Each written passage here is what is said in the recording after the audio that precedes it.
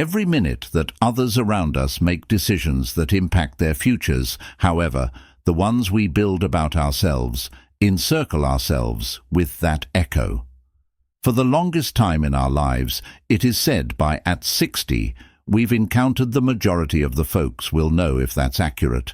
Every decision we make to maintain a relationship is not merely a temporary choice.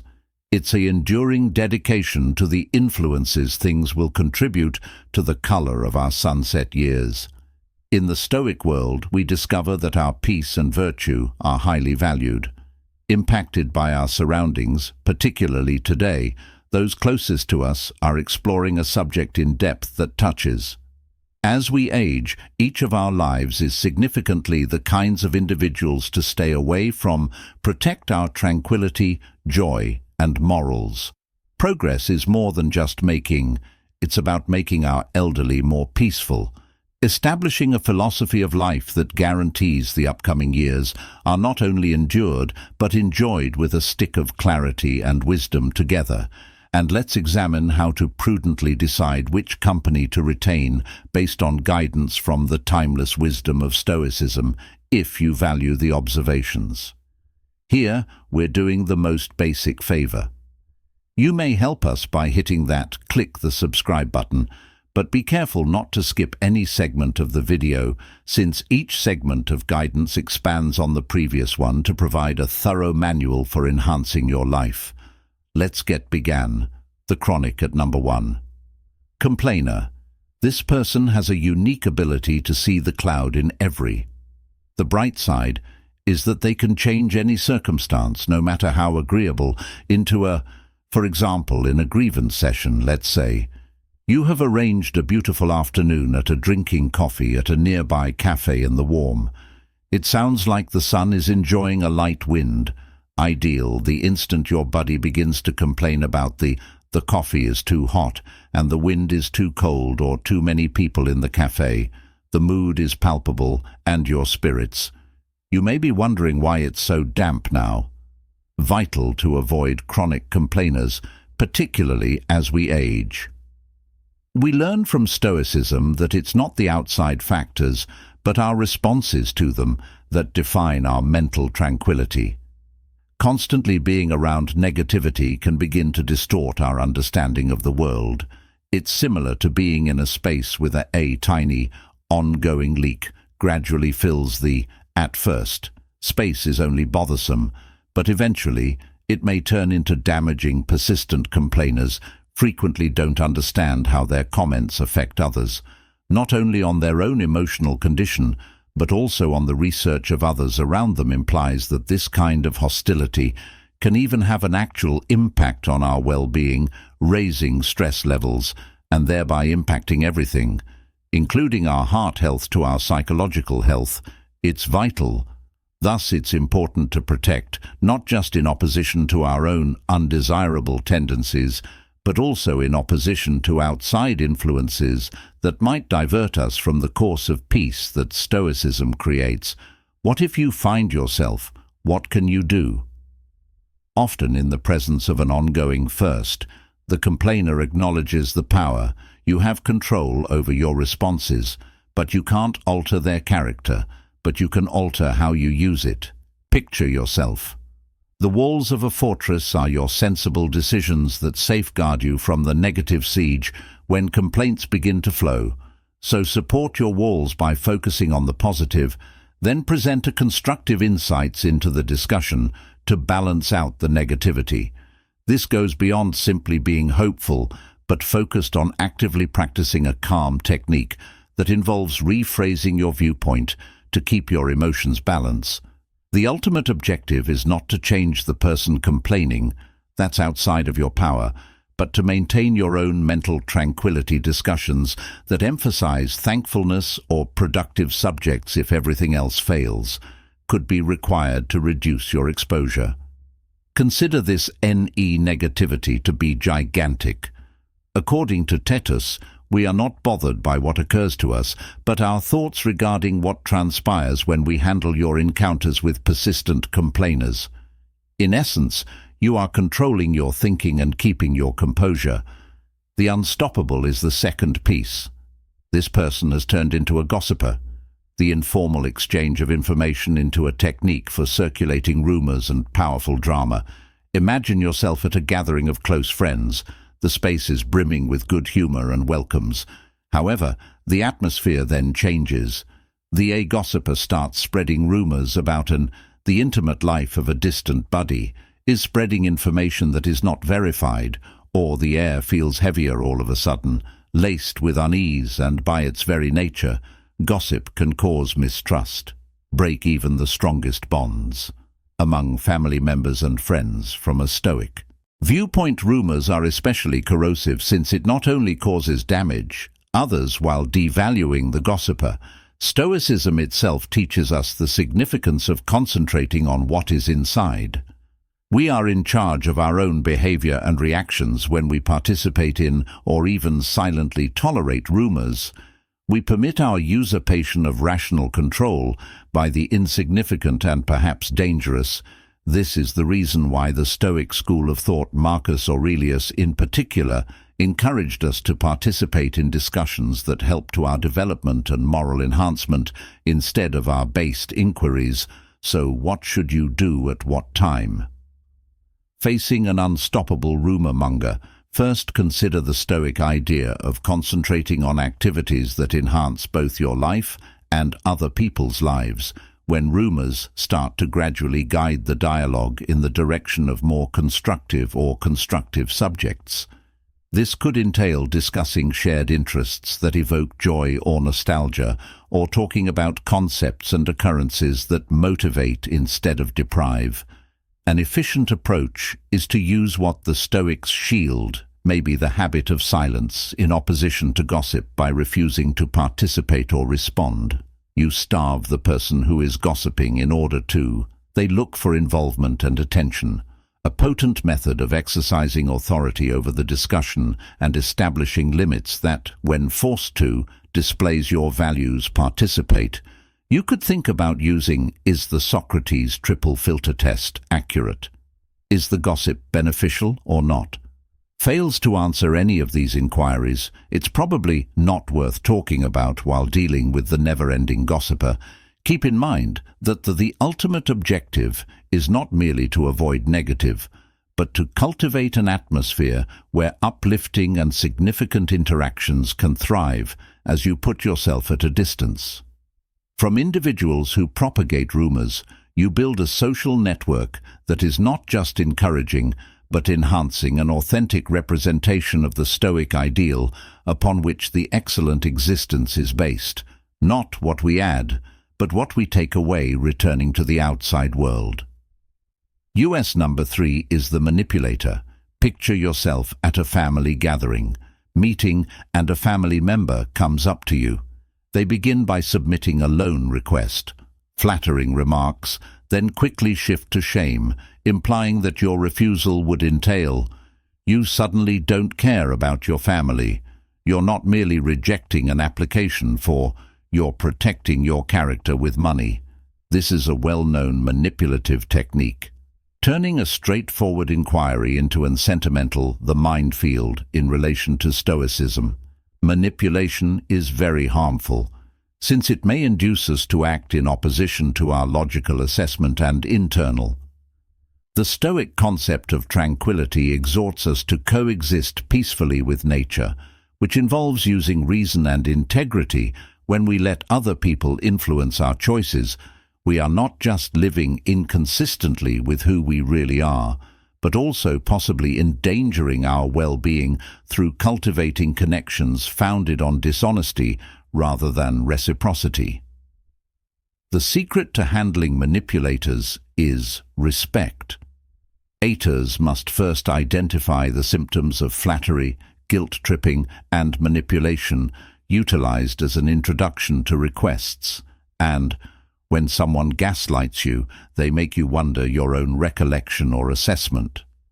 Following recognized these strategies, it's essential to strengthen your stance, as Stoicism teaches us to concentrate on what's inside regulate our own behavior, reactions, and you can use this when making judgments by setting definite, strong borders with the A manipulator shares your choices and emotions in a composed and sensible manner without giving prey to emotional answers the manipulator could utilize against you, and also putting the Stoic idea of impartial judgment might be extraordinarily strong before responding.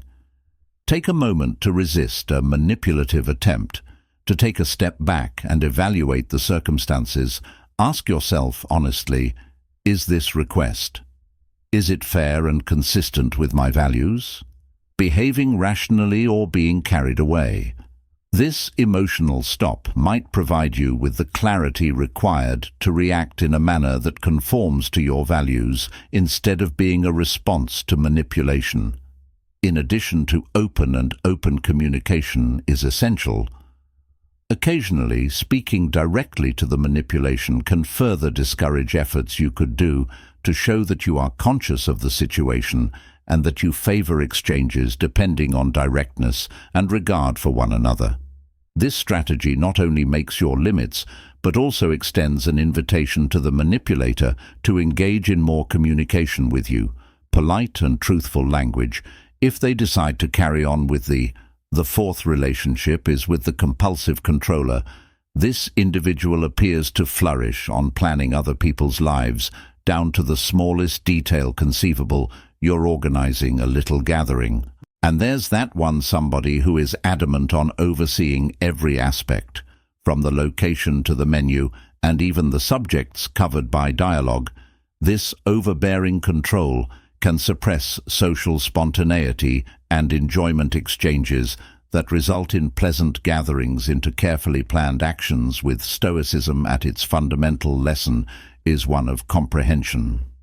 What we can influence and what is not, the compulsive drive to be in charge, things that controllers are in their immediate vicinity, stands in stark contrast to they find it difficult to embrace this idea. That numerous facets of life, particularly the other people's opinions and behaviors, are outside of their direct impact.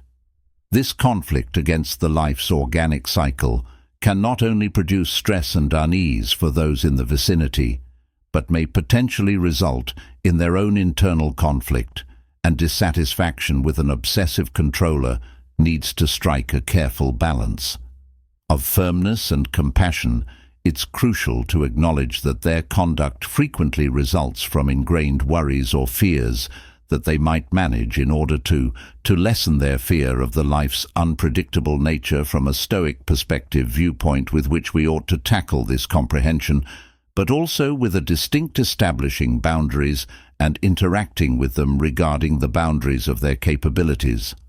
Control and highlight in a realistic manner the tranquility that results from accepting some degree of uncertainty can occasionally be reduced. Their obsession with controlling everything that comes up when speaking with an additionally obsessive controller is essential. To communicate and assert your own independence assertively and plainly, that while you value their work as well as spontaneity, originality, and freedom, making your own decisions can be useful for establishing clear limits that describe in detail what is and is not acceptable. Not within your exchanges, which not only safeguards your personal health, but also offers lucid rules for the controller that can genuinely lessen their anxiousness by outlining what they may anticipate from your relationship, that is also supportive them to perform austere activities, like as considering what is actually inside their management may be advantageous. Motivating them to concentrate on managing their reactions and dispositions instead than outside factors could be beneficial. Reduce a portion of their urges to overreact when addressing an obsessive controller can be difficult to deal with. It's crucial to keep in mind that through careful discussion and clear boundary setting and some Stoic insight, you're able to keep a good relationship going while assisting them in appreciating the beauty and tranquility in letting go a bit. The focus is number 5. A hoarder is someone who doesn't, whatever the topic or environment, finds a method to return everyone's focus to themselves. picture themselves at a party where people are excited to share news and personal narratives, but there's one individual who continuously leads the returning to their own conversation events that frequently overshadow individuals. This can not only lessen the spirit of group sharing, but also make people feel ignored and overlooked from a Stoic standpoint. The hoarder of attention ruins the balance of social relations that need to be founded on mutual honor, and we learn by listening Stoicism the significance of every person's viewpoint, and the importance of listening as much as Marcus Aurelius, a pivotal person in Stoic philosophy, placed emphasis on the notion that we only have one mouth and two ears, therefore that we might pay twice as much attention to speaking. This advice is completely contradictory. With the attention's conduct hoarder who is unable to balance their speech with managing an attention hoarder while listening successfully entails Stoic practice, qualities like temperance and patience. Managing interactions is crucial, both strategically and empathetically. Being forceful in polite talks return the flow to other people when the attention hoarder takes over. This can be accomplished by introducing asked inquiries of other participants in the effectively asking the group to share their ideas and tales, which not only restricts the hoarder's monopoly over the discussion, but additionally enhances the communication for all parties concerned. Moreover, straightforward communication regarding conversational dynamics can, sometimes it's absolutely required, appropriate to say in a polite manner way that although their tales are valued, the group as well as the experiences and input from everyone. Currently, this can be presented in a favorable light by highlighting the wish to hear from everyone, promoting a more welcoming and lively debate. Supporting the attention hoarder to consider their conduct could be advantageous as well. Stoicism promotes introspection and the analysis of one's behavior and their effects on other people, implying a pause for contemplation, maybe by posing how others' sharing affects them. Tales can reflect the significance of reciprocity in social. The sixth interaction involves the self-interested. This guy appears to be an opportunist. A buddy in fair weather is always present during your accomplishments or when it's beneficial for them, but noticeably lacking when you're having difficulties or require assistance. Imagine a situation in which you're commemorating a personal accomplishment with an assembly of companions. The opportunist is giving you a lively and interesting shower with congratulations, but when you require assistance moving or support during a difficult period, they are abruptly unavailable. Their prior zeal was replaced with quiet. In the context of Stoicism, this conduct is troublesome since it compromises the notion of true friendship, which is based on respect for one another, assistance and earnestness, traits that the opportunist shows us the importance of not being Stoic. Independence and the significance of possessing connections that are more than just transactional, but they're also beneficial and founded on the Stoic virtue of Seneca.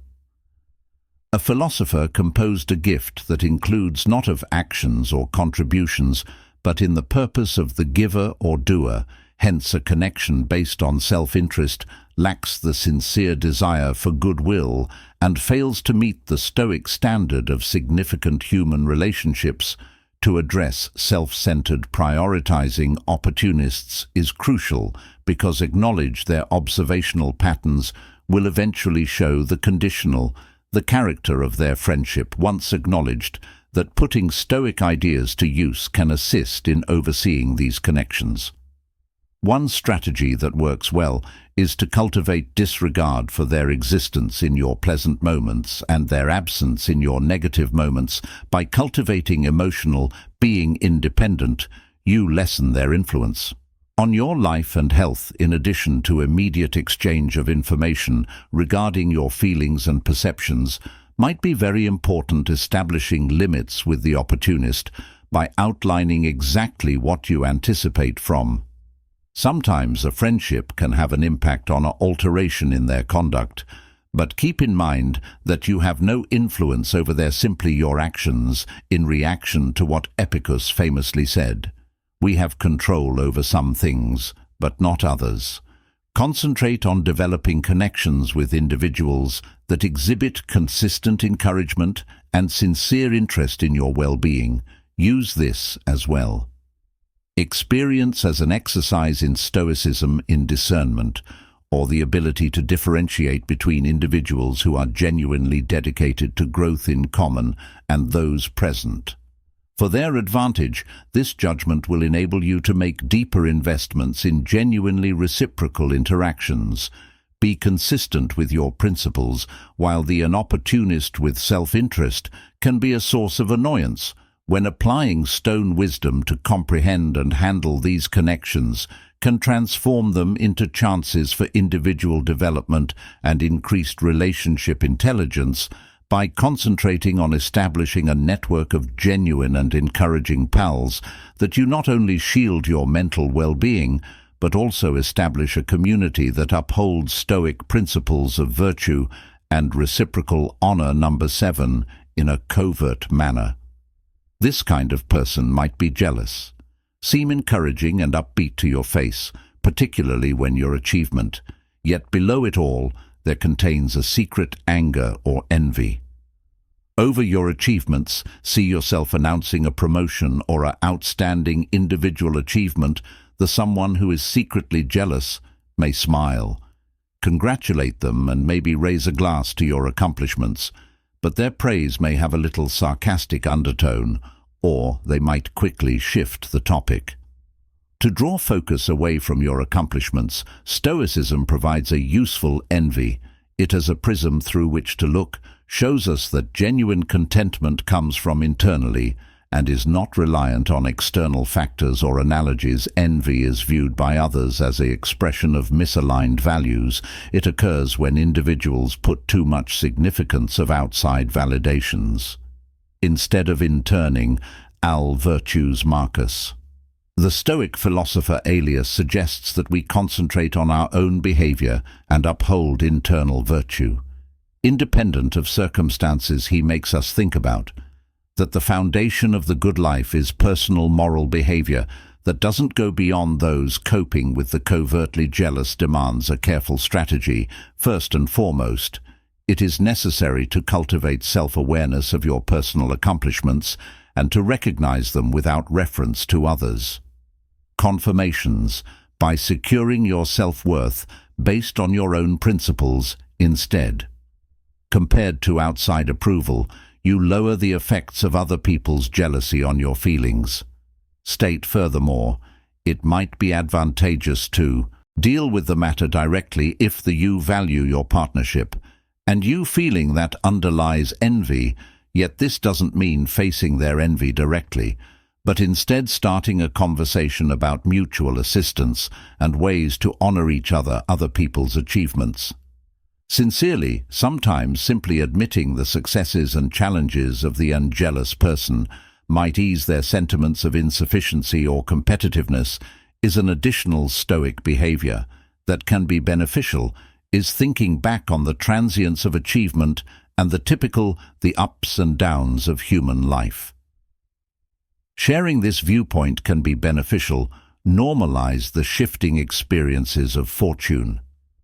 Consequently, it lessens sentiments of envy. About fostering an empathetic culture and reciprocal regard, where achievements are seen as a group rather than. Finally, the individual thinks slowly.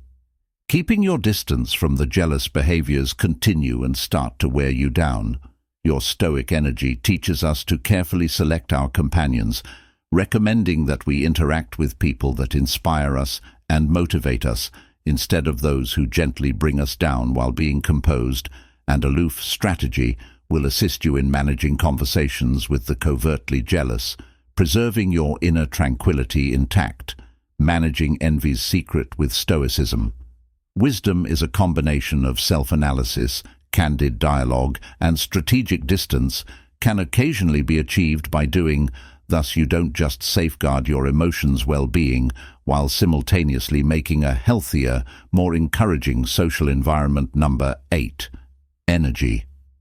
This vampire appears to have a remarkable capacity to make you feel worn out after each contact, that they frequently monopolize discussions about their issues and dramas, draining those people's vitality, surrounding them with little regard for anything in return, in the form of assistance or picture of positivity. You walk into a meeting with a positive vibe, but by the time you leaving you feeling incredibly exhausted and downcast, which is the hallmark of, as a Stoic energy vampire viewpoint on energy vampires, includes comprehending and putting into practice. The idea of safeguarding your inner citadel from outside upsets. Stoicism teaches that the truth, since peace originates within, it shouldn't be readily agitated by outside influences incorporating other people's negative energy. According to Marcus Aurelius, we should uphold our poise and to be unaffected by the thoughts or feelings of others, as true tranquility is independent of outside factors. Circumstances, but on our interior state, effectively managing an energy vampire demands establishing strong emotional and physical limits. It's essential to identify when your energy is being exhausted and to reduce the amount of, as much as feasible. This individual may entail having quick conversations, directing discussions away from negative or, in certain situations, termination discussions when they get too. Draining doesn't mean being impolite, but about setting your priorities. Health. Another Stoic tactic is to develop a mindset of indifference about an energy's emotional drama. Vampires thrive on practice. You shield your inner self from response. Peace, which entails observing their conduct as an outside occurrence that you can decide not to allow it to enter your emotional state, visualize what they say, and acts like a storm outside that is incapable of reach you since you're protected. Within your Stoic frame of mind as well, it may be beneficial to participate in contemplative activities to improve your constant practice of inner resilience. Meditation or mindfulness can improve your capacity to maintain composure and focus. Despite mental upheaval, this not only aids with energy management vampires, while also enhancing your general emotional intelligence, as well as stability at last, if you need to communicate. Try to routinely use an energy vampire to infuse optimism into your interactions, occasionally creating a favorable tone, and setting a good example might impact the dynamics of your interactions that promote dialogue. Discussing solutions as opposed to issues or directing discussions toward shared interests can lessen the taxing impacts, whereas energy vampires may be difficult to handle when using Stoic values, enables you to safeguard your inner tranquility and keep your vitality. We appreciate your participation in today's Stoic journaling when overcoming obstacles in life. Recall the business where we maintain forms rather than only our days, but our entire identity. Live well and wisely, and may your journey be one of tranquility and clarity. Remember to view one of the recommended videos on your screen to keep improving your voyage of Stoic wisdom. I'm grateful for here's to being a part of our community, growing in virtue and wisdom together.